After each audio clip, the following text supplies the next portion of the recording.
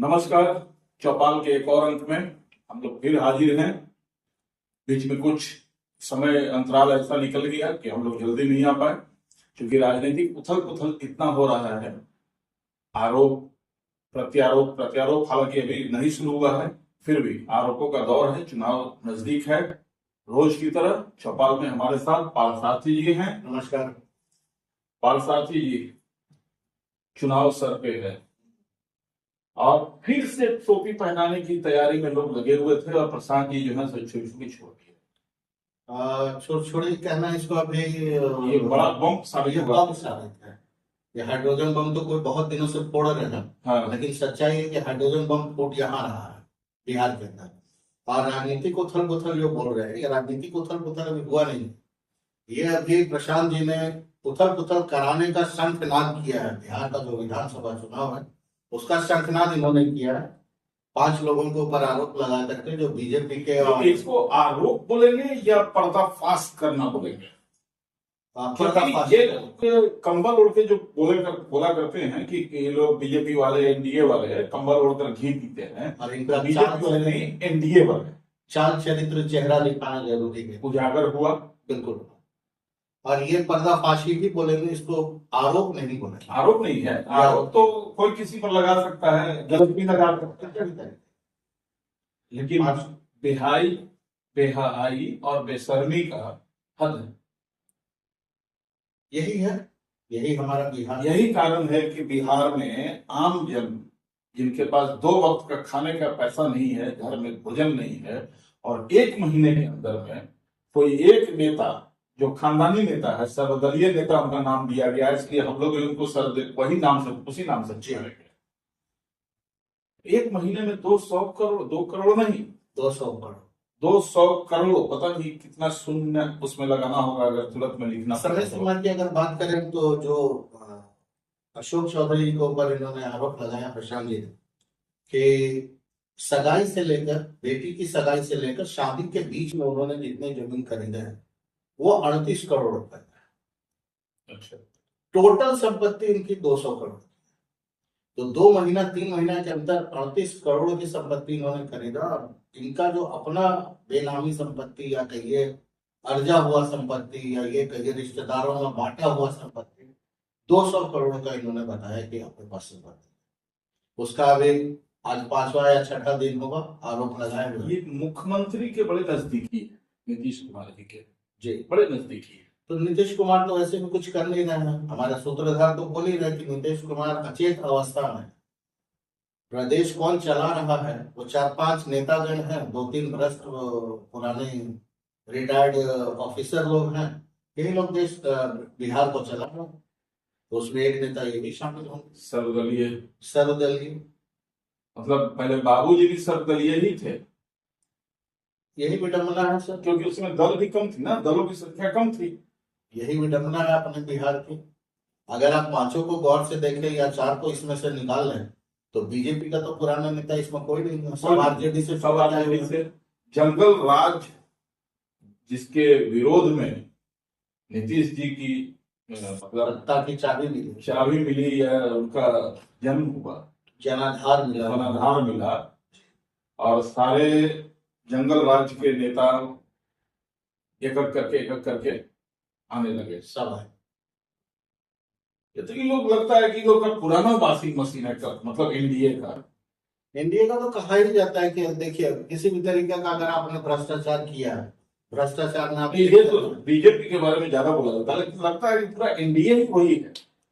Leader तो वही है, बीजेपी की लीडर है। अगर आप पूरे एनडीए को देखेंगे तो उसमें 70% 80% जो लोग हैं बीजेपी के ही लोग हैं। तो आप बीजेपी लेड एनडीए है, तो उसमें आप कैसे किसी अच्छा, आपका निक नेम भी है, उर्फ भी लिखते हैं कुछ? उर्फ तो नहीं लिखते, जरूरत नहीं है। यहाँ 4 नाम लोग रखते हैं, और बकायदा उसका सर्टिफिकेट भी होता है। सर्टिफिकेट और आज बकायदा उस एफिडेविट में भी लिखा जाता है। आश्चर्य की बात है कि एफिडेविट लगाने के बाद भी सुप्रीम कोर्ट सुप्रीम कोर्ट को अभी नहीं जाते हैं। यहाँ पे राज्यपाल जी ने उनको मंत्री पद से हटाया है इसी एफिडेविट के आधार। हाँ, ये तो ऑन रिकॉर्ड है। अगर आप गलत एफिडेविट दे लेते हैं तो आपके पास नॉन अवेलेबल वारंट होता है, जेल के अंदर जाएंगे, और उसके बावजूद ये उप मुख्यमंत्री बने हुए हैं। ये अरे भाई, तो जेल तो इनको इसलिए नहीं हुआ ना कि एक बार जेल गए थे जुवेनाइल कोर्ट पे लगा, तो वो जुवेनाइल बन गए और बाहर हो गए। 15 साल उम्र लिखवा दी। तो लोग या तो व्यवस्था या नीतीश जी ये देख रहे होंगे या राज्यपाल जी महोदय महामहिम जी ये देख रहे होंगे कि इनको भेजेंगे जेल कि फिर नया सर्टिफिकेट लगा देंगे। हो सकता है, हो सकता है। अपने बड़े भाई से भी उम्र इनका ज्यादा है। अरे कुछ दिन में बाबूजी से भी बड़े हो जाएंगे। भाई अगर सत्ता का सुख प्राप्त करना है, उससे कुछ पर्सनल उनको गेन होना है, कुछ प्राप्ति होनी है, हो सकता है।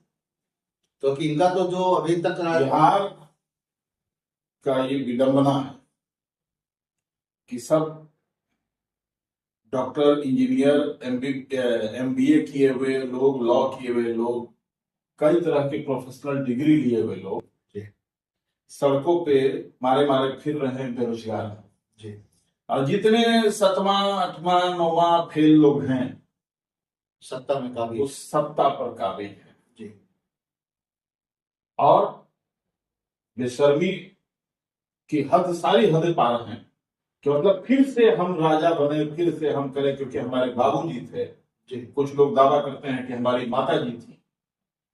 और ये सिर्फ बिहार में नहीं है, बिहार हो सकता है, इस बिहार में ज्यादा है, देश में भी कुछ लोग तो हैं ही कि हमारे। देखिए, भ्रष्टाचार की अगर बात करें तो पूरे देश, ठीक है, पहला। दूसरा, जो अपने नेतागण हैं बहुत पढ़े लिखे नहीं हैं, एवरेज हैं या नीचे नहीं पढ़े लिखे हैं, अगर तो स्थितियां आपके अनुकूल नहीं, वो भी बात समझ में आती बात समझ में आती है। लेकिन अगर बिहार के परिदृश्य में, बिहार राज्य के परिदृश्य में अगर बात करें तो मेरे अपने जीवन काल में अभी तक के इस सबसे बड़े कालखंड में जो भ्रष्टाचार अभी बिहार में चल रहा है या जितनी संलिप्तता है इसके अंदर, हमको नहीं लगता कि पूरे इंडिया में, पूरे भारत देश में इससे ज्यादा गांव में लोग खेत रेहन रख के या खेत बेच के अपने बाल बच्चों को पढ़ा रहे हैं, उनको सरकार नौकरी नहीं दे रही।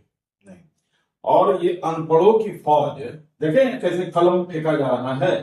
भाई हम तो कलम के पुजारी हैं, हमारा कुछ उस तरह का जाति भी है, क्योंकि हमारे प्रशांत जी भी बोलते हैं कि जिसका जन्म हुआ किसी न किसी जाति का होगा। हाँ। हम भी उस जाति से बिलोंग करते हैं जो कलम की पूजा की जाती है, दवा की पूजा की जाती है। ऐसे कलम फेंकी जा रही और है। शायद हमारा समाज जो पढ़ा लिखा समाज है आज भी कलम को जमीन पर नहीं देख सकता, उसको उठाएगा, अपने सर से लगाएगा।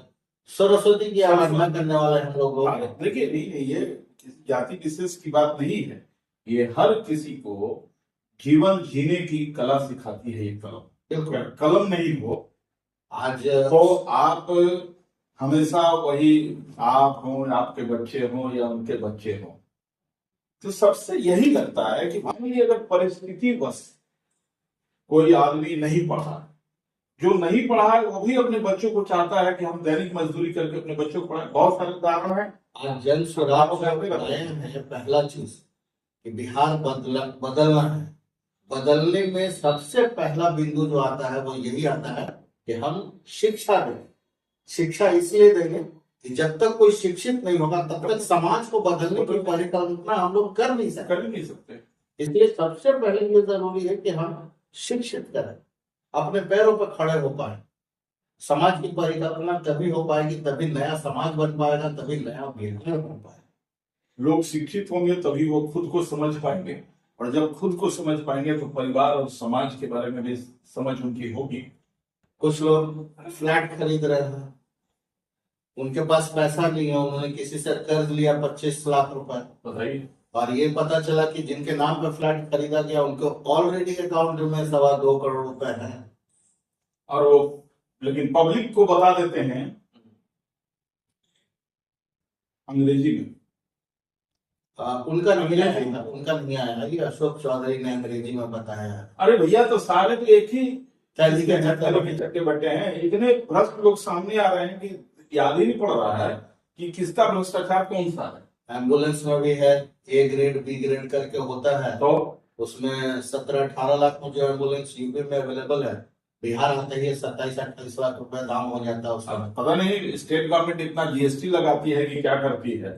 जीएसटी कैसे अलग अलग हो सकता है, बिहार में अलग है वहां। तो फिर दाम कैसे अंतर हो जाएगा भैया, बात है दाम में अंतर कैसे, वो भी इतना भाई 10-10 लाख का 8-8 लाख का अंतर। उनका अपना टैक्स भी तो हो सकता है।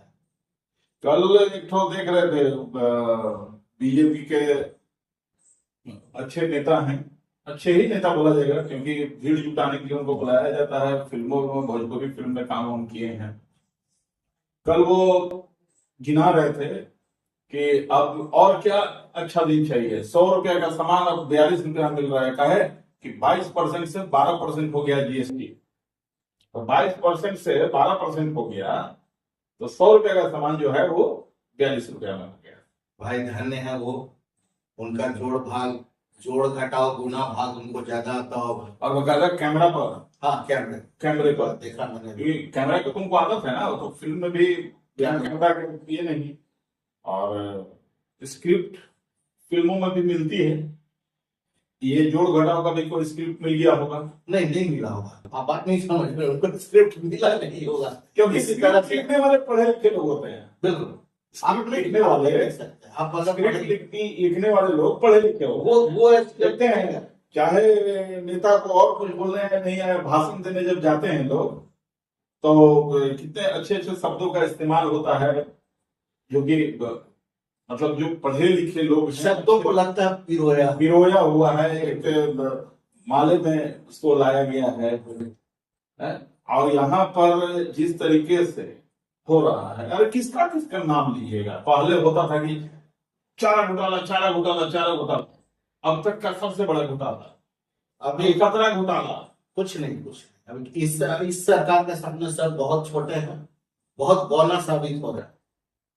जो अभी यहाँ का कुंडली चल रहा है वो 70,000 करोड़ का रिपोर्ट आया थी, गायब है। ठीक है, इन्होंने लिख के दिया ही नहीं कि किस एवज में इन्होंने पैसा, तो अभी पता नहीं कितने लोग आएंगे। लेकिन इसमें थोड़ा सा देखिए, भ्रष्टाचार तो है ही, भ्रष्टाचार के बाद जो बेशर्मी होती है, और कुछ जो उनके अमचे चमचे होते हैं, वो लोग किस कदर बचाव करने आते हैं, और बचाव करने के लिए तुरंत उनकी जाति विशेष पर लोग चले जाते हैं।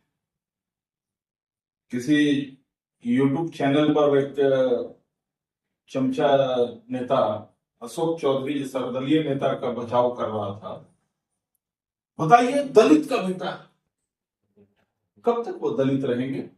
दलित वो है कि दलित वो है जिनके पास न शिक्षा है, न रोजगार है, न भोजन है, न आवास है।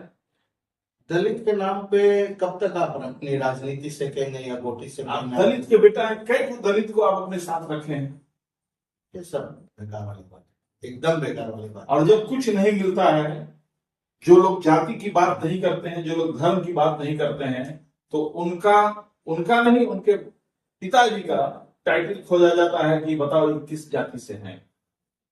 भैया कोई न, जो भी आदमी, अरे भैया, आज के समय में आपकी पहचान या तो आधार कार्ड है या पासपोर्ट है।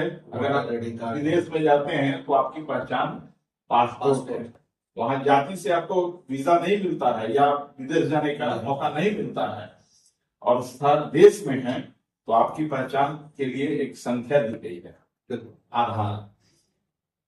पुराने समय में भी पहचान की तो जरूरत थी ना, बिल्कुल जाति व्यवस्था बन गई।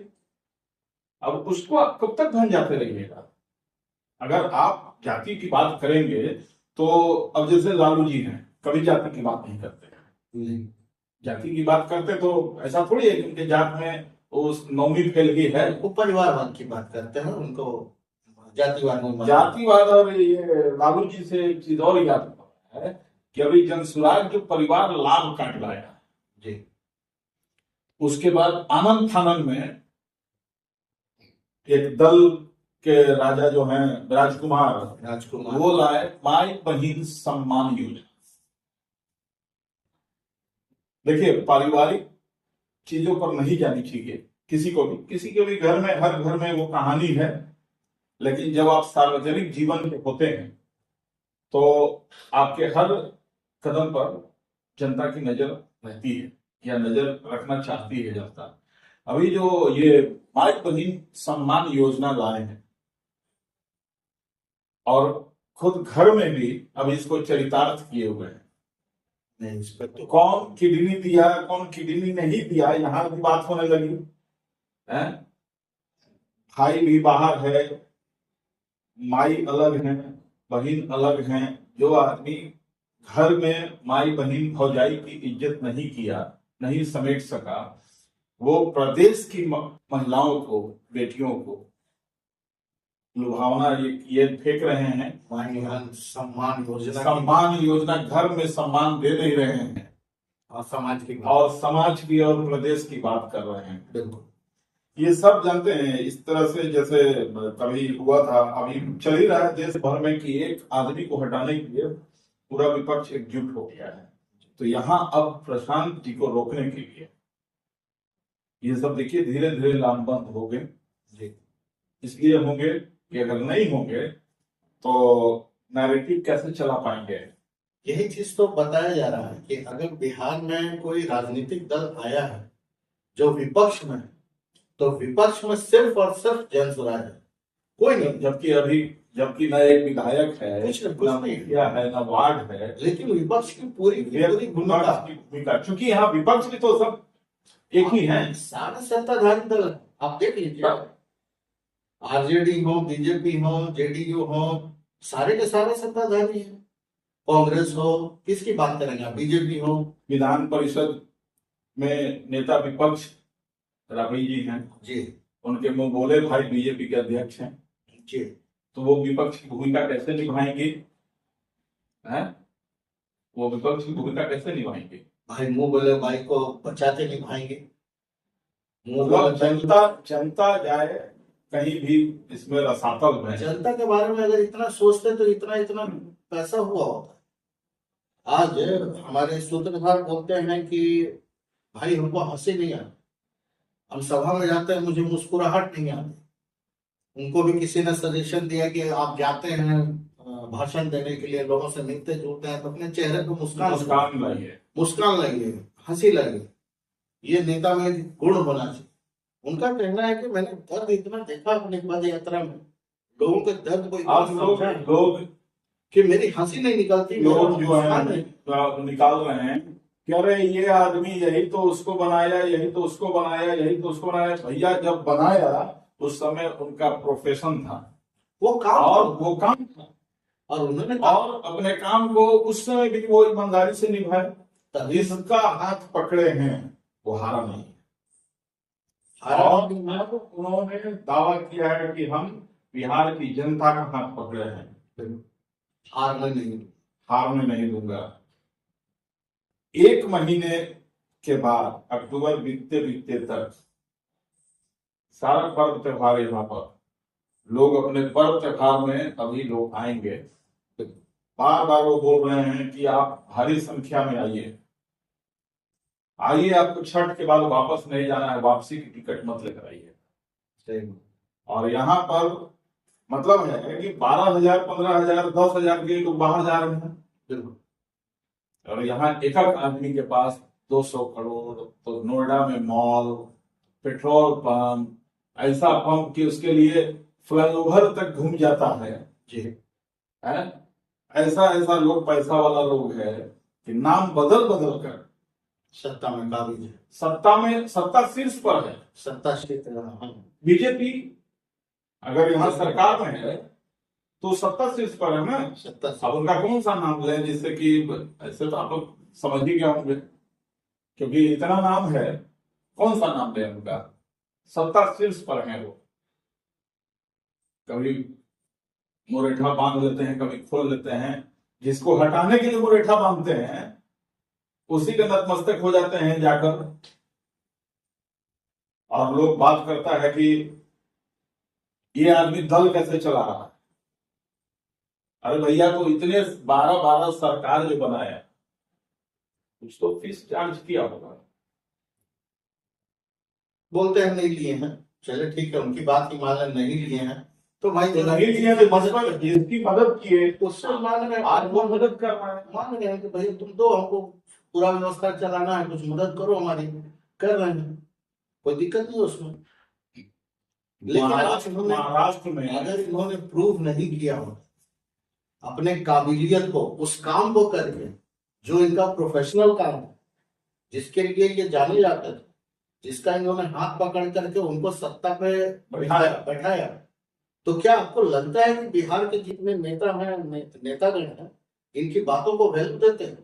ये आज बड़ी बड़ी बातें कर रहे इनकी हैं। बातों को वैल्यू देंगे तो चुनाव से पहले ही उनको सरेंडर करना पड़ जाएगा, लोग करवा देते, करवा देगा। करवा देते। इसलिए महाराष्ट्र के बारे में जानकारी मिलती है कि महाराष्ट्र चुनाव में जब उनकी मदद किए थे ये उद्धव ठाकरे जी की, तो उनसे बोला था कि हमको आप मत दीजिए, फीस मत दीजिए, बदले में हमारे बिहार से जो लोग यहाँ पर आते हैं रोजगार के लिए उनको गाली नहीं दीजिए, उनको भी इंसान समझिए। और कितनी बड़ी बात है, उस समय तो ये उसी प्रोफेशन में थे ना। अभी लेटेस्ट जो अभी वर्षन आया है, जो उन्होंने स्टेटमेंट दिया है प्रशांत जी ने, उन्होंने बोला है कि हम चाहते हैं कि बिहार राज्य इतना विकसित हो कि यहाँ के लोगों को तो काम मिले, बाहर के सादर आमंत्रित करेंगे उन लोगों को भी जिनको रोजगार चाहिए, वो बिहार में आए और बिहार में आके बिहार में विकास की पहचान तभी होगी। ये सिर्फ अभी पलायन को रोककर विकास की परिभाषा नहीं दे रहे। यहाँ रुकेंगे आपको अमित जी, पूरी बात ये थी कि बुलाएंगे उनको, यहाँ पे उनको रोजगार देंगे और सम्मान देंगे। जो बाहर में बिहार के लोग जा रहे हैं, अरे बाहर की बात छोड़े ना, यहाँ के लोग ही, नेता लोग ही बोलते हैं कि बिहारी लोग बाहर नहीं जाए तो देश रुक जाएगा। तो ऐसे लोग क्या सम्मान देंगे? और इसलिए वो लोग दूसरों के राह में रोड़ा बन रहे हैं। अभी देखिए ये शुरुआत हुई है, अभी तमाम नेता एकजुट होंगे, ऐसे ऐसे आरोप लेकर आएंगे मनगढ़ंत, क्योंकि मनगढ़ंत इसलिए कि भैया प्रशांत जी डाटा बेस्ड आदमी है, कोई भी बात बोलते हैं तो एकदम डाटा सामने रखकर वकील से नोटिस नहीं भिजवाते हैं ना, कोई सब वकील से नोटिस नहीं भिजवाते हैं, बोलते हैं हमारा काम थोड़ी है, आप जवाब दीजिए या आप जाके कोर्ट में केस कर दीजिए, जो करना है कीजिए, मेरा काम तो हमको आपका वकील नोटिस दे, उससे बढ़िया एक कोर्ट का नोटिस आए हमको। वकील का नोटिस तो कोई दिलवा दे सकता है किसी को। इस तरह की तमाम चीजें, भ्रष्टाचार को रोकना है, बिहार को बचाना है, घर को बचाना है। बिहार तभी बचेगा जब घर बचेगा। तो हम लोग को इस बार विकल्प का इस्तेमाल करना है, विकसित बिहार बनाना है, इसी राह पर चलना है। अगली बार फिर हम लोग एक नए मुद्दे पर बात करने आएंगे, तब तक के लिए इजाजत दीजिए। नमस्कार।